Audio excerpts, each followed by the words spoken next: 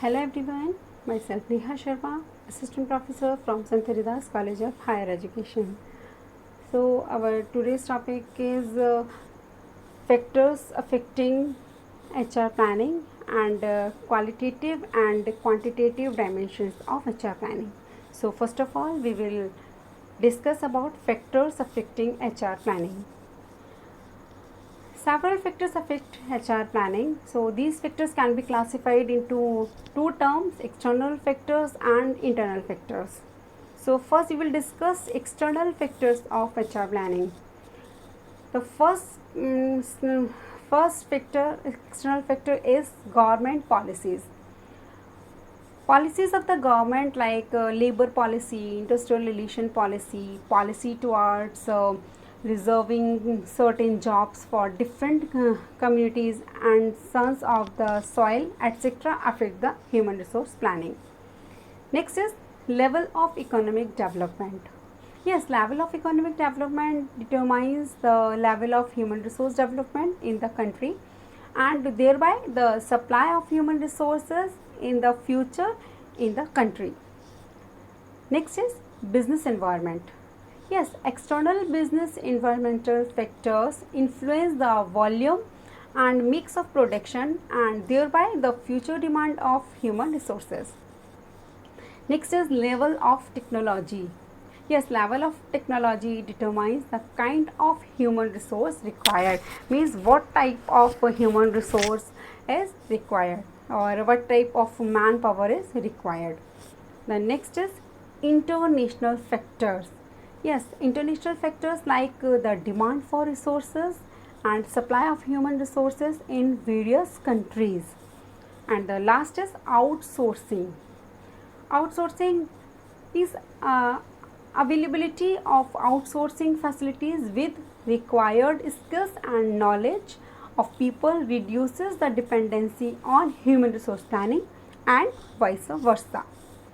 Now, internal factors of the internal factors which are affecting human resource planning. The first is company policies and strategies. Yes, company policies and strategies relating to expansion, diversification, alliances, etc., determines the human resource demand in terms of quality and quantity.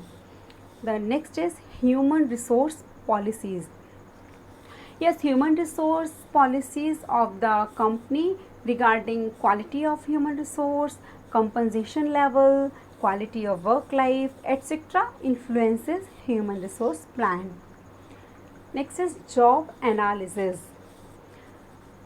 Exactly, the fundamentally human resource plan is based on job analysis. Job description and job specification determines the kind of employees required. Next is time horizons. Yes, companies with stable competitive environment can play for the long run, whereas the firm with unstable competitive environment can play for only short term range. Next is companies production operation policies. Companies policies regarding how much to produce and how much to buy from outside to prepare a final product influence the number and kind of people required. And the last is trade unions. Influences of trade unions regarding number of working hours per week, require recruitment sources, etc., affect the human resource planning. So all these are factors affecting HR planning. Now, qualitative and quantitative dimensions of HR planning. As we know that the rate of growth of human resources is determined by the two aspects. The first is quantitative and second is qualitative. So first we will learn variables determining the quantity of human resources. So variables determining the quantity of human resources. The first point is population policy. Some population policies operate by influencing the factors responsible for growth, such as fertility, marriage, and mortality. These are known as population influencing policies. Another category of policies known as responsive policies, and responsive policies are implemented to adjust to observed population trends with the help of programs like health, nutrition, education, housing, etc. And the aim of population policies is to achieving an optimum population for enhancing the country's development. Second is population structure. The structure of composition of the population is determined by two factors: sex composition and age composition. In sex composition, sex ratio is the ratio of males to females in the population. It is the basic measure of the sex composition of the population of an area. Higher the number of females, higher will be the population growth rate in future. Next is age composition. It is the distribution of population by age groups. Age composition is the result of past trends in fertility and mortality. The supply of labor depends on age composition, as economically active population falls in range of 15 to 65 age group. Next is migration. Yes, net migration is another factor which causes change in the population. Age and sex composition determine the natural growth in population. But for calculating the overall changes in population, it is important to consider net migration also. So, positive net migration will lead to a rise in population growth rate, while negative net migration will reduce the growth rate of population. So, migration can be both integrational and international. Next is labor force participation. So, the population of any country consists of workers and non-workers. The workers are the people usually in age group of 15 to 65 who participate in economically productivity who participated in economically productive activities by their mental or physical absence. So these includes like employers, employees, self-employed persons, and those engaged in family enterprise without pay. Now come to the qualitative aspects of human resource planning. The factor which determine the quality of human resources are education and training.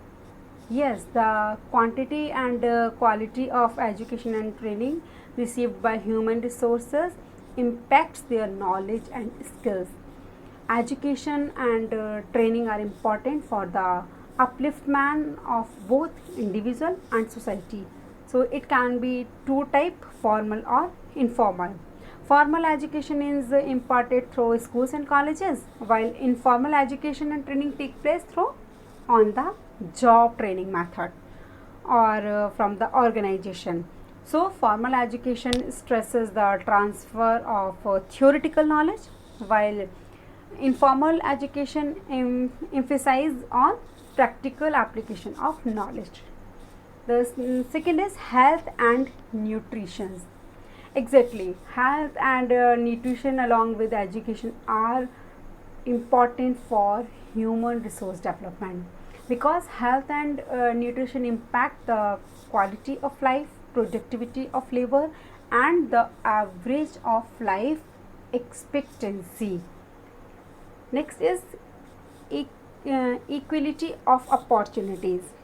Yes, not all segment the people comparing human resources get equal employment opportunity. There is bound to be some discrimination. The most common form of discrimination are social discrimination, basics of gender, religion or social standing, or economic discrimination, like discrimination based on financial position or possession of wealth by the section of workforce. And there is regional discrimination, like these are in form of discrimination between rural and urban population, or between people belonging to direct region states. So all these are quality factors which affect quality of human resources. So I hope all you understand the topic.